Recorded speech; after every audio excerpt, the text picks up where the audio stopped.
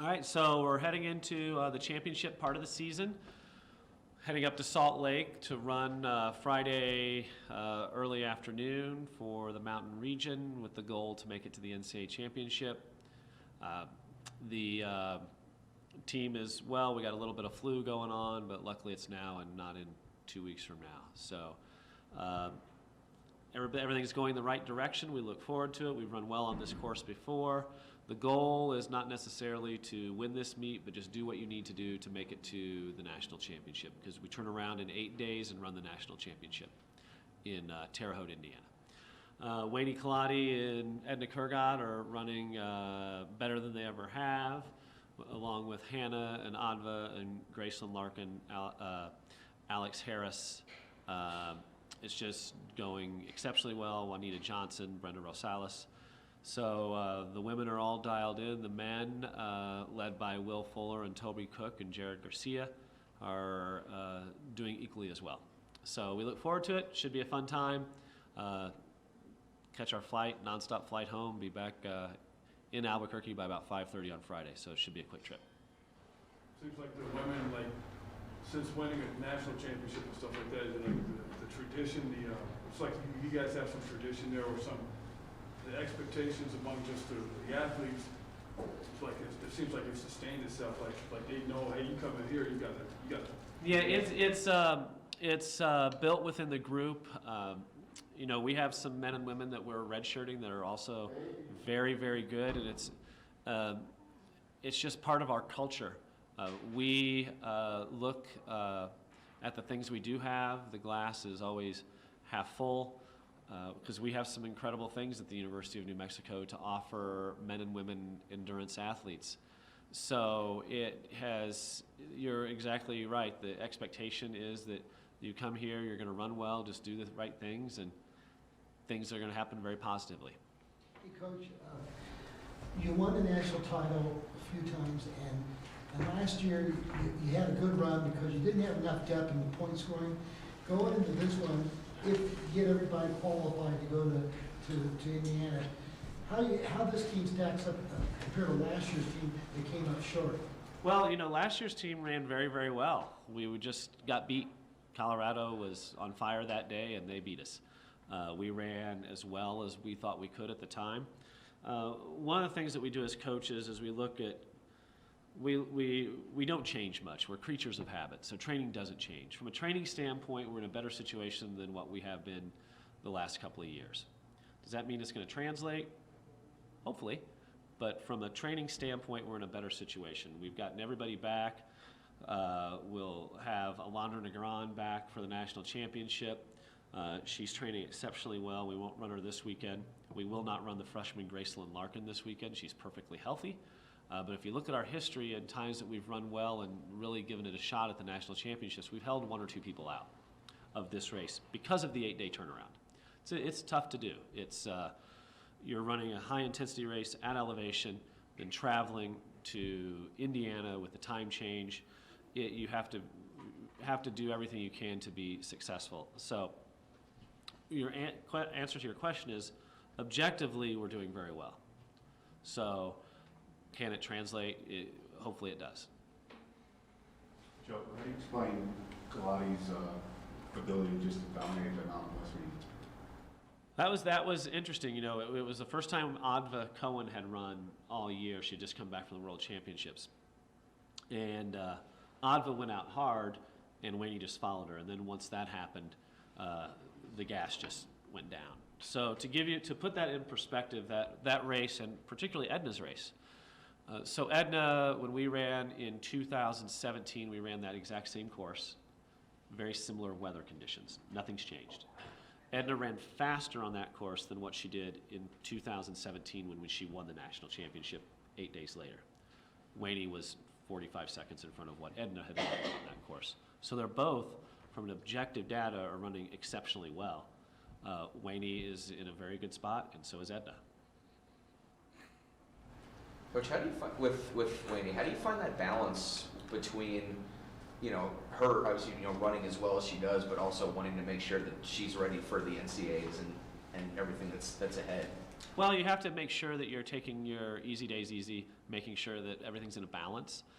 Wayne, like all of our women, takes her school very seriously. So, there's some late night studying, and we got to manage things, make sure that you're okay the next day, because what you don't want to do is get sick. And we do have a couple people with a little touch of a cold. Because once you get sick in our sport, one of the things we always say is you can't fake fitness. You get exposed if you're not fit in this sport. And we want to make sure we go in all dialed in. So we just have to make sure we're managing rest and recovery, as well as making sure that we're not having those crazy late nights studying and then trying to do a workout the next day. We might have to move that workout a day or two, or maybe you don't even do one that week. Because at this level, right now we're not going to do anything to get any better for November 23rd. We are what we are. So we're just going to try to keep people healthy and do the right things. Hey, Coach, we lost probably one of the greatest icons of sports in track and field, John Holland. Mm-hmm. And he was a former Lobo, and he ran, I guess he did run cross country. And what was your relationship with John with the Great Southwest track meet and everything? Well, John's passion for the sport was unmatched. What he did for the community and the sport of track and field in general over the last 50 years is quite remarkable. His track club that he started a long time ago was one of the most powerful track clubs in the country. And his passion and his development of the Great Southwest, not only outdoor but also indoor, has given thousands of kids opportunities to raise the level. And to see him out there, even this past year, working his tail off. He had some health issues, but he never complained about that because it was always about the kids. And his service is this Saturday, and I'm guessing you'll see people from all over the country at that service. You talk with such authority, but humility at the same time. Serious question. With all that you know, the success that you have actually experienced, tempted to write a book? Who? You. Oh, no. No, ask my wife that question. No. Why not? That's not me. I'm not going to write a book. No. Well, that would be a disaster. And I was an English major at school. So I go to Purdue University, outstanding university, and I major in English. It's an engineering school. So, no, I have no desire to write a book. No. I drink way too much coffee to write a book. Reality TV show. No, gosh. It would be an absolute disaster. Who on the team is sick, Joe? Who on the team is sick? What was that? Who on the team is sick? We have a little bit of flu going on with just a couple of kids. Nobody. We'll find we're on the back end of it. So what happens is, roommate 1 gets it. They get better, then roommate 2 gets it.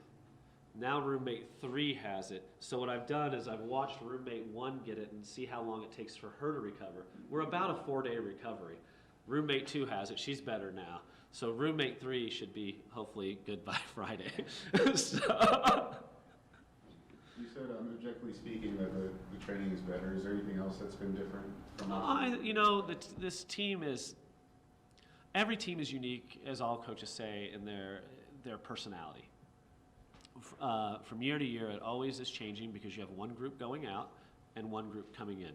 The personality of this team is, from top to bottom, it's outstanding. It's like they always are. I'm sure I've said this before. We laugh every day at practice. We're hyper competitive, but we laugh, we have fun, they train hard. Literally on Friday of last week, Friday and Saturday, because we had to break some people up because they were a little tired from the conference meet. The sessions that we had, which were essentially our last workouts of the year, so to speak, were phenomenal. We're absolutely phenomenal. And to the point where if I could do a cartwheel, I probably would have done a cartwheel, but I can't do a cartwheel. So it was that good. And what's great about it is they were all in control. And this is from number 1 to about 12. So the depth is there.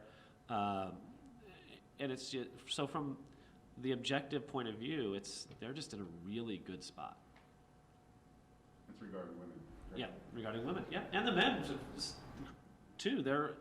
They keep getting better. We don't have a lot of them. We don't have a lot of depth, but they keep getting a little better. And if for some reason we can go in there and place 5, 6, we have a shot to make the national championship. So Colorado State, who we have beaten this year, is going to be on the bubble for a national championship. So if you're in front of them, that means they're going to push you in.